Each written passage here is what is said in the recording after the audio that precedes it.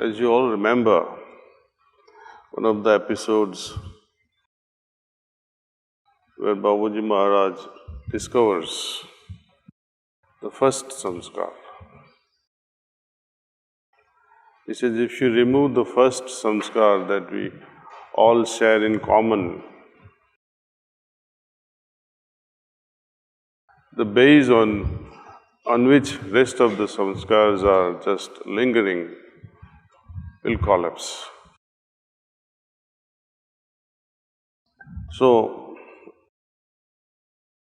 what is that first samskar? How does it get removed from our system? Well, of course, every samskar gets removed through cleaning. And that is why, over a period of time, as you develop more and more faith, and we practice with dedication, a sort of courage develops and fear seems to die away.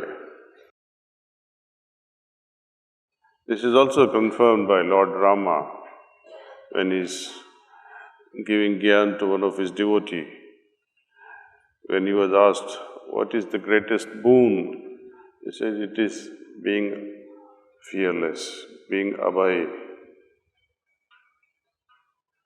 In Sahaj Marg,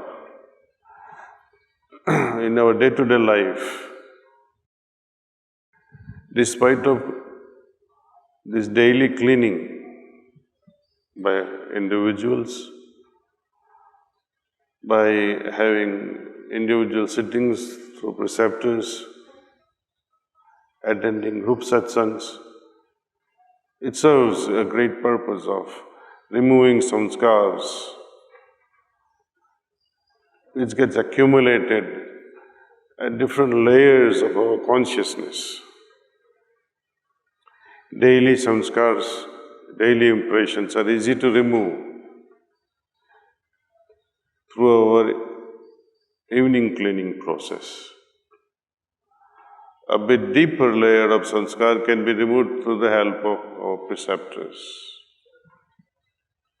Even deeper levels of samskars, our masters are able to help. These are the samskars which haunt us life after life. But what do we understand of samskar? When we remove samskars, what happens? Let us say you had an argument with someone, or you had such a very pleasant experience with someone in discussions.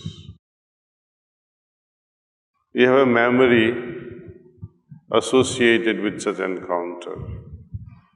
Would the removal of memory or forgetting such a memory be equivalent to removal of samskars? No. It is only when I am able to forgive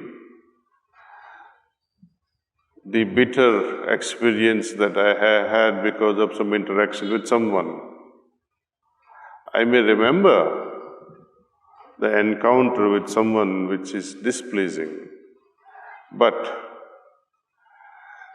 totally removing the emotional part of it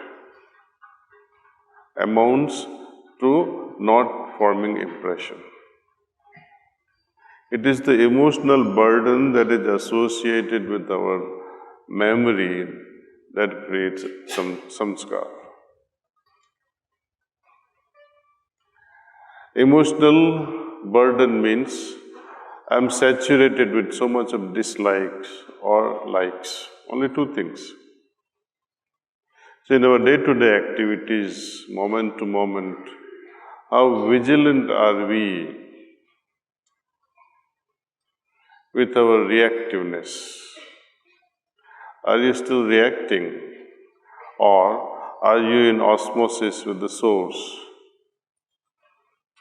We have so many ways of reducing this burden, diffusing how we avoid forming samskaras. One of them is constant remembrance.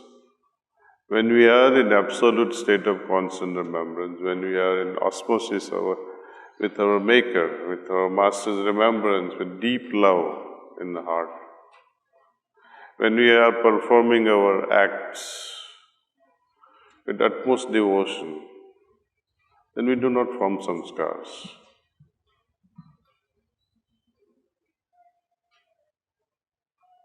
Another method that was given few years back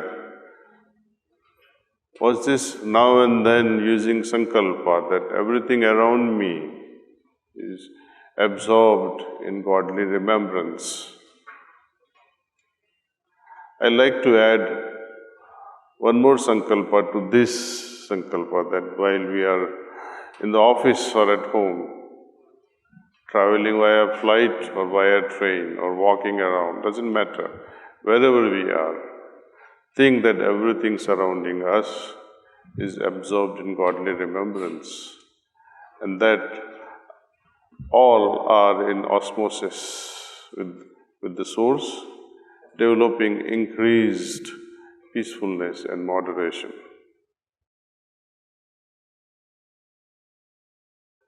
While remaining in osmosis with our source, have this sankalpa that things around me are becoming more peaceful, everything are developing moderation.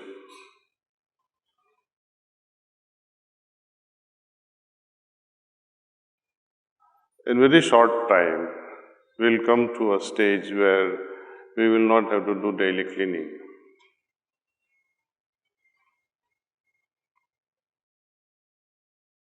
Cleaning means you continue to collect dust in your consciousness.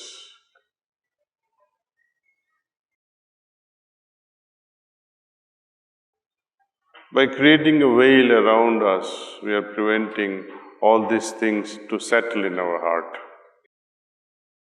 It's not that we avoid doing anything. We continue to work in the best possible way in our work environment with increased efficiency. In fact, when we are in osmosis with God, our actions tend to become perfect, more and more efficient. You'll start enjoying the work. Work will no longer remain a burden. A lot of people say they like to retire.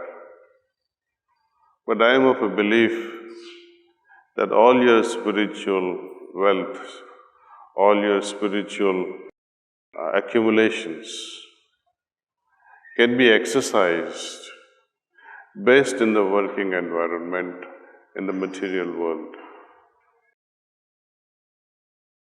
Material world, the family life gives us challenges, and against these challenges, we use our spiritual wealth.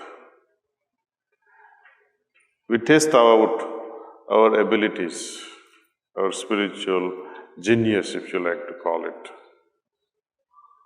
It is put to test. And like anything else, anything put to test only becomes better and better. Only cowards, they'll give up such challenges. Sahajmarg is to face such challenges with bold heart, having confidence in Master that yes, I may not have confidence, but He is there to support in all my activities.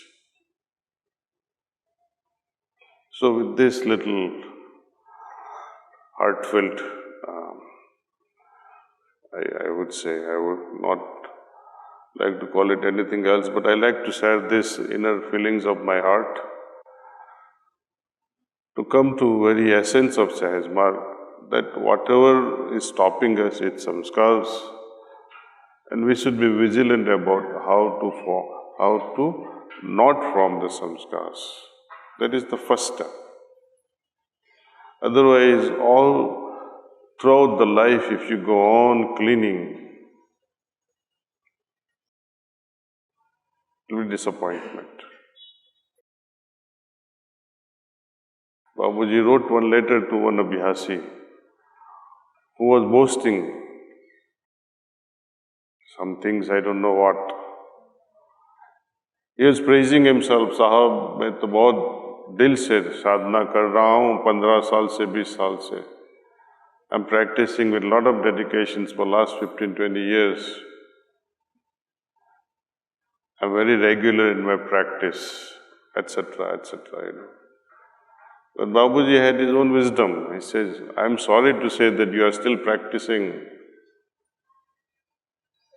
By now, you should have come to the source. You should have arrived at goal. But it is unfortunate that even after 15-20 years of practice, you are still struggling. So I think we should take this to our heart and say, yes, Babuji. We'll make sure that our lifestyle will be of such a high order that need for meditation to regulate mind will stop. Need to remove the dust will stop because I don't invite or form any more samskars. The next stage will automatically open up where we'll help others, whether they are abhyasis or not. But our lifestyle will somehow touch their hearts. Anyway, enough for today. Thank you.